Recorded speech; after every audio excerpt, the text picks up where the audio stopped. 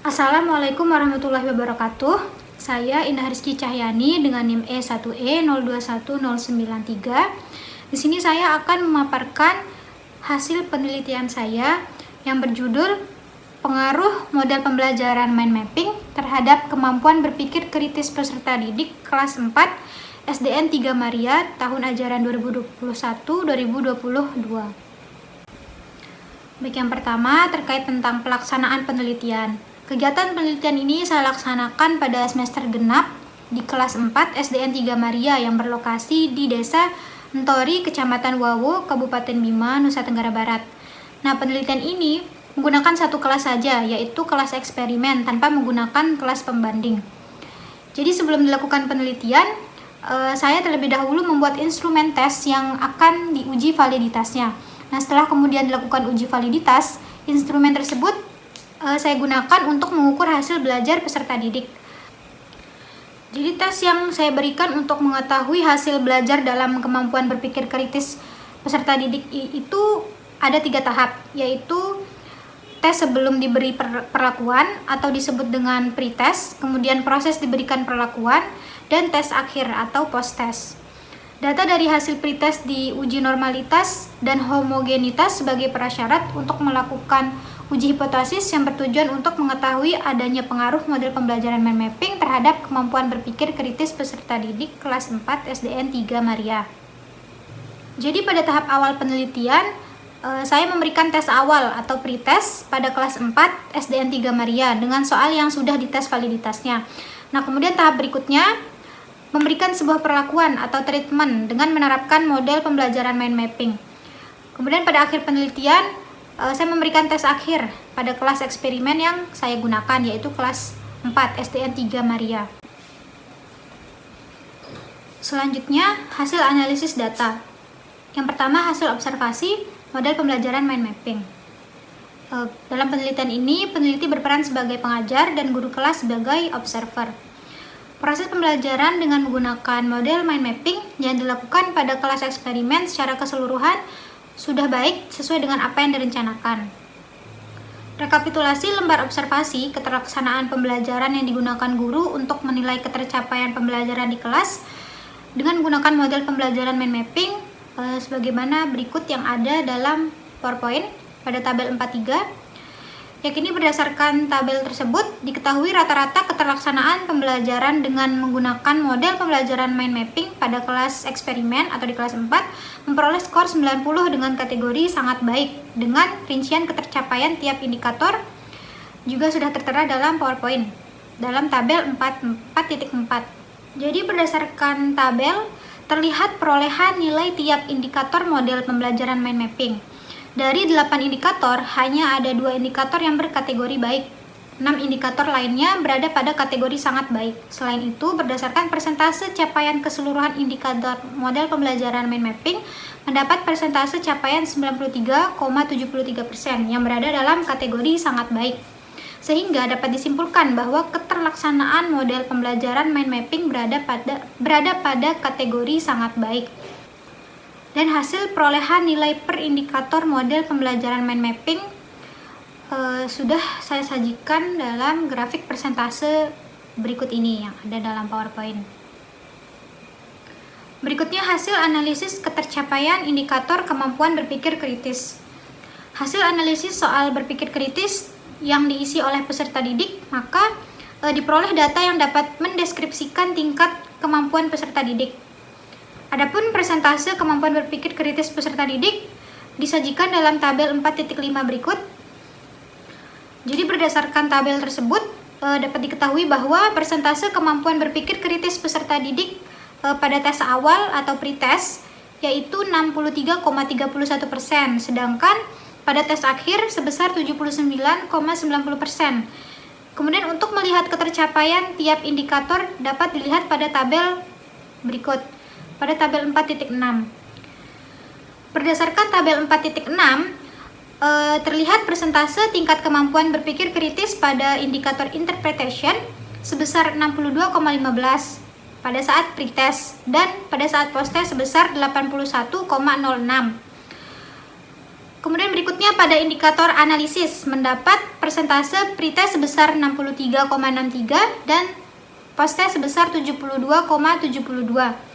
Selanjutnya pada indikator explanation mendapat persentase pretest sebesar 59,74 dan posttest sebesar 77,92. Dan indikator inference mendapat persentase pretest sebesar 65,15 dan posttest sebesar 66,67. Hasil perolehan nilai per indikator kemampuan berpikir kritis tersebut kemudian disajikan dalam grafik persentase berikut ini.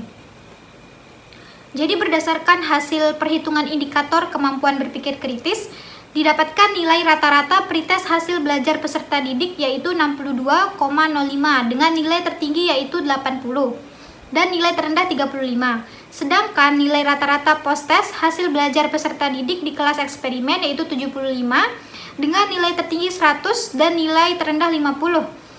Kemudian adapun data-data pretest posttest dapat dilihat pada tabel berikut ini, pada tabel 4.7, yaitu rekapitulasi pretest dan posttest kemampuan berpikir kritis peserta didik. Selanjutnya uji normalitas. Uji normalitas dilakukan untuk mengetahui apakah data yang didapat merupakan data berdistribusi normal atau tidak. Uji normalitas yang digunakan dalam penelitian ini adalah Shapiro-Wilk. Dilakukan dengan bantuan program SPS 21004 Windows dengan taraf signifikan yang digunakan adalah 0,05 atau 5%.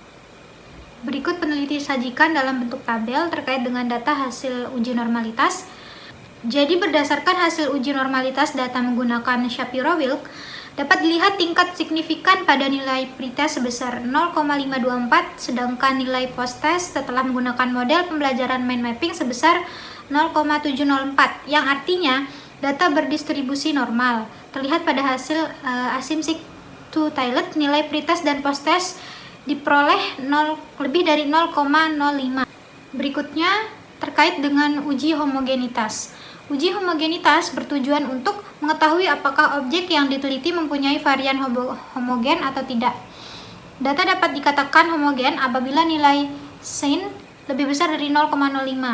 Sebaliknya, jika data nilai sin kurang dari 0,05, maka data dikatakan tidak homogen.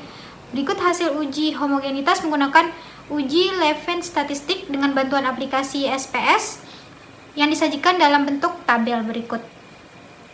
Jadi berdasarkan tabel tersebut menunjukkan bahwa hasil dari uji homogenitas memperoleh nilai signifikansi sebesar 0,585 lebih besar dari 0,05. Berarti data yang diteliti memiliki karakteristik yang sama atau dikatakan homogen. Kemudian uji hipotesis. Teknik analisis data yang digunakan dalam penelitian setelah uji prasyarat terpenuhi dilakukan uji lanjutan, yakni pengujian hipotesis. Untuk menguji hipotesis digunakan uji T yang meliputi uji kesamaan rata-rata menggunakan uji Pirate Sample T-Test. Uji Pirate Sample T-Test dihitung dengan bantuan program SPS dengan taraf signifikansi lebih dari 5% atau 0,05. Maka hipotesis alternatif atau HA diterima, sedangkan hipotesis 0 atau H0 ditolak. Sebaliknya, apabila taraf signifikansi lebih dari 0,05, maka hipotesis alternatif ditolak, sedangkan hipotesis 0 diterima. Adapun hasil uji hipotesis dengan menggunakan uji T sebagai berikut yang ada dalam tabel di PowerPoint. Jadi berdasarkan tabel tersebut, terlihat hasil rata-rata pretest 62,05 dan posttest 75,00. Karena nilai rata-rata belajar pretest lebih kecil dari posttest, maka berarti secara deskriptif ada perbedaan antara nilai rata-rata hasil belajar peserta didik. Kemudian pada tabel berikutnya, Pirate Sample Correlation menunjukkan hasil uji korelasi atau hubungan antara kedua data atau hubungan pretest dan posttest. Jadi berdasarkan tabel tersebut diketahui nilai koefisien korelasi sebesar 0,665 dengan nilai signifikansi sig sebesar 0,001. Karena nilai sig 0,001 kurang dari atau lebih kecil dari 0,005, maka dapat dikatakan bahwa ada hubungan antara pretest dan posttest. Kemudian berikutnya, berdasarkan tabel uji Pirate Sample Test yang sudah saya sajikan dalam PowerPoint berikut, terlihat bahwa pada kolom sig two-tiled sebesar 0,000 lebih kecil daripada 0,05, maka H0 ditolak dan HA diterima. Selain itu, terlihat hasil T hitung min 5,186. T hitung bernilai negatif disebabkan karena nilai rata-rata hasil belajar pretest lebih rendah dari hasil belajar post-test. Maka, nilai T hitung dapat bermakna positif sehingga menjadi 5,186. Karena nilai T hitung lebih besar dari T tabel, yaitu 5,186 lebih besar dari 2,080, maka sebagaimana dasar pengambilan keputusan dapat disimpulkan bahwa H0 ditolak dan HA diterima. Sehingga dari perbedaan rata-rata hasil pretest dan post-test dapat disimpulkan bahwa ada pengaruh model pembelajaran mind mapping terhadap kemampuan berpikir kritis peserta didik kelas 4 SDN 3 Maria tahun ajaran 2021-2022. Jadi berdasarkan hasil yang sudah saya paparkan tadi, dapat disimpulkan beberapa pembahasan berikut ini. Yang pertama, penelitian ini menggunakan satu kelas sebagai kelas eksperimen dengan jumlah peserta didik sebanyak 22 orang. Sebelum penelitian dilakukan, peneliti terlebih dahulu melakukan uji coba instrumen soal dengan divalidasi terlebih dahulu dan mendapatkan 20 soal pilihan ganda yang dinyatakan layak untuk digunakan. Kemudian pada pertemuan pertama, peneliti memberikan pretest kepada peserta didik sebelum diberikan materi. Pertemuan kedua adalah pemberian materi terkait dengan materi sumber daya alam. Dan pada pertemuan ketiga, pemberian tes akhir yaitu post-test untuk mengetahui hasil belajar peserta didik. Didapati hasil rata-rata pretest sebesar 62,05, sedangkan hasil rata-rata post-test sebesar 75. Hasil analisis uji T diketahui pada kolom seek to tellet sebesar 0,000 lebih kecil daripada 0,05, maka H0 ditolak dan HA diterima, yang artinya ada pengaruh model pembelajaran mind mapping terhadap kemampuan berpikir kritis peserta didik kelas 4 SDN 3 Maria.